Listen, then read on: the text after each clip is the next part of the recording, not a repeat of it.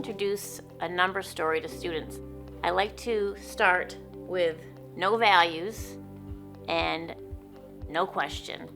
I do that to keep the kids focused on the comprehension of the story. What I found is that the reading comprehension piece is the most difficult thing for students. So doing this allows you to really focus on the reading comprehension piece. So I encourage students to read the story 2 times in their brain. If we have students that need help with that, we'll read it aloud chorally or buddy read, or I'll just read the story to the students. We want all students to have access to the story that they're working on.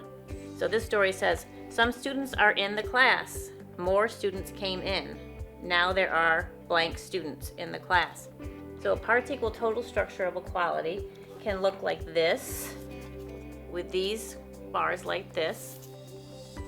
And in this case, the yellow bar would represent now there are blank students in the class. That's the total number of students in the class. And you'd write that on this strip. I'll show you that in a minute.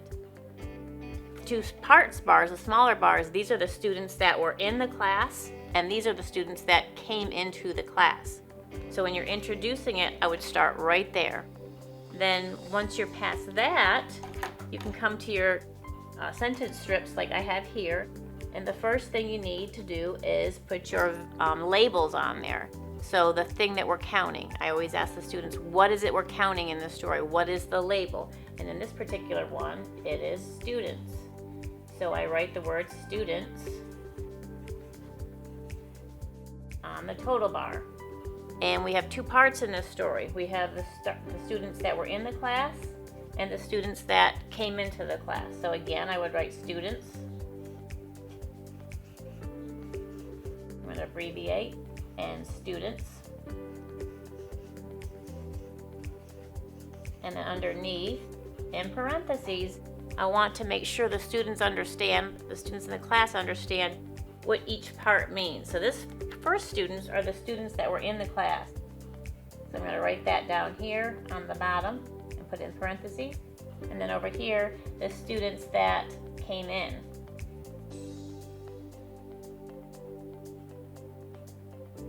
And again, I don't have any values, but structures of equality have 3 things. They have values, they have labels, and they represent equality. So in this parts equal total, you can see the representation of equality here. The parts line up to equal the total, and we have values that are represented by these blanks, and we have labels, students in the class, students that came in, and the parts line up to equal the total. That's how I would introduce a parts equal total structure of equality.